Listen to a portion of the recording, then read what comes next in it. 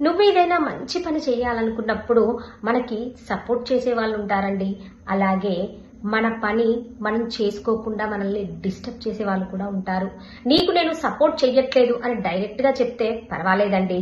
కానీ మనతోనే ఉంటూ మన మంచి కోరినట్లే ఉంటూ మనకి మిత్రుడిలా కనిపించే ఒక శత్రువండి. వాళ్ళు మన పక్కనే ఉంటారు, మనకు సపోర్ట్ చేస్తున్నట్టు కనిపిస్తారు. కానీ మనమంటే వాళ్ళకి చచ్చెంత ఈర్ష్య, అసూయ.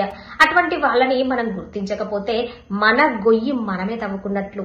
ఎందుకంటే మన చుట్టూ వాళ్ళు గోతులు తవ్వుతూనే ఉంటారండి. ఫర్ ఎగ్జాంపుల్, ఈ ఫోటోలో చూడండి, ఇద్దరు వ్యక్తులను చూస్తున్నాము. అందులో ఒక వ్యక్తి మరో వ్యక్తి భుజంపై చెయ్యి వేశాడు. చెయ్యి వేయడం అంటే నీకు నేను సపోర్ట్ ఉన్నానరా అన్న ధైర్యం చెప్పడం. కానీ ఆ చెయ్యి ఆ వ్యక్తి తలపై ఒక కూరలు చాపిన పాములా ఎదురు చూస్తూ ఉంది.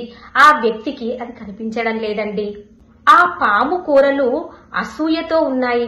వాళ్ళ టార్గెట్ ఏంటంటే ఎప్పుడు ఛాన్స్ దొరుకుతుందా, ఎప్పుడు వీడిని బ్యాడ్ చేద్దామా, ఎప్పుడు వీడు చెడిపోతాడా, ఎప్పుడు వీడిని ఫెయిల్ అయ్యేటట్టు మనం చేయగలం అని ఎదురు చూస్తూ ఉంటారండి.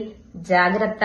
మౌనంగానే ఎదగమని మొక్క నీకు చెబుతుంది, ఎదిగిన కొద్దీ ఒదగమని అర్థమందులో ఉంది.